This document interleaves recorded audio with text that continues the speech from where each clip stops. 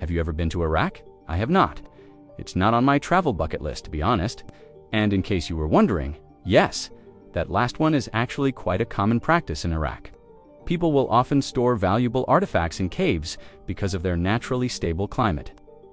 Now, in this particular case, it's the manuscripts stored there that are the focus of today's video. He loved his job and would often help out wherever he could. Then came the invasion of 2003, and just 2 years later, he was asked by the then Ministry of Culture to move the most important Iraqi manuscripts to the cave in the mountains. It was around this time that UNESCO announced that they would be launching an emergency project to save Iraq as cultural heritage. And although he was still too afraid to go home, Mr. Altai contacted the organization and revealed the location of the collection. In total, there were 30,000, and their combined age was well over 1,000 years. In both cases, libraries hold a lot of knowledge and can be seen as a threat to extremist groups. She, too, has done incredible work preserving her country's history. Since the project began in 2007, they've photographed 32,000 handwritten books and made them available online for free. This is important because many of these manuscripts are original sources that modern historians rely upon. Unfortunately, they literally crumbling to dust because Iraq has neither the money nor the equipment needed to properly preserve them. Having received death threats herself, she refused to move to a safer country. Instead, she created the Kufan Memory Project, and in both cases, the men who tried to protect the collection risked their lives to do so. The fate of these 30,000 ancient documents, some of which date back to the 7th century, rested on the shoulders of one man, Hassan Altai, the head librarian. What an inspiration! After they were cleaned and conserved, many of them were put on display for the public. Even though the country is still dangerous, I think visiting would be worth the risk. If you agree, let me know down in the comments. Also, if you liked the video, feel free to check out my page where I publish extra content that does always get uploaded here. Thanks for watching, and I'll see you next time. Mr. Altai sadly passed away in 2019 without ever seeing them. However, even that spot was unsafe enough, and so he decided to bury the collection 20 meters underground in a cave.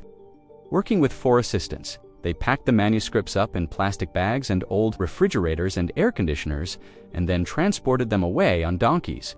Once at the cave, they hid them among piles of rocks and covered everything up with dirt. They hoped it would stay hidden forever.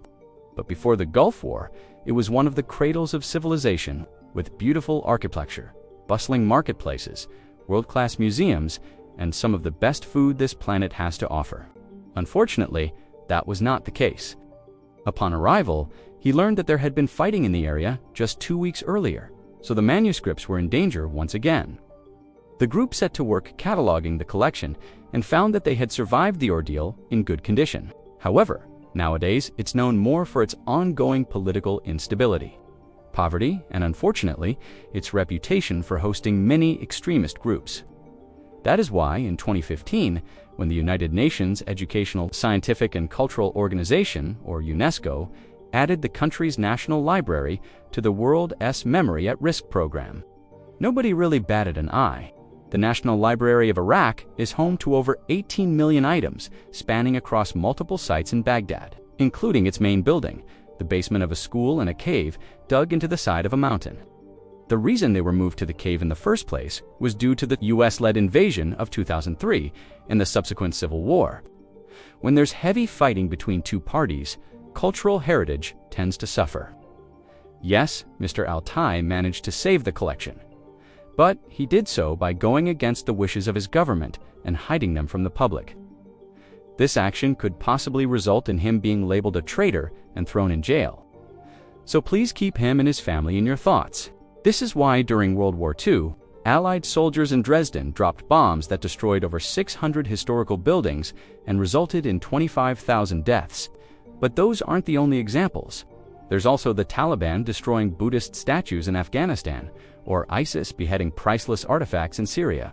Now, before we continue, I'd like to take a moment to say that this story doesn't have a happy ending.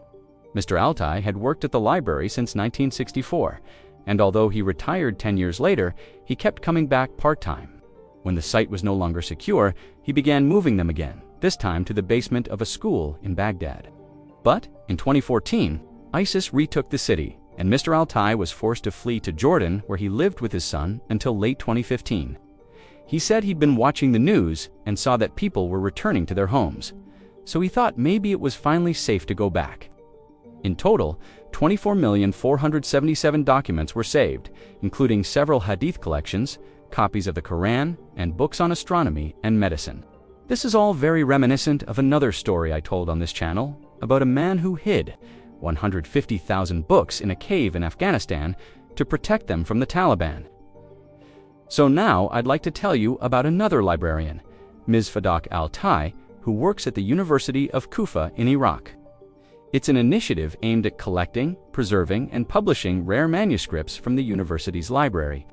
Ms. Fadak's work has earned her international recognition, and in 2019, she won the International Library and Information Access Award from the International Federation of Library Associations and Institutions. I don't know about you guys, but this kind of makes me want to go to Iraq and see these places for myself.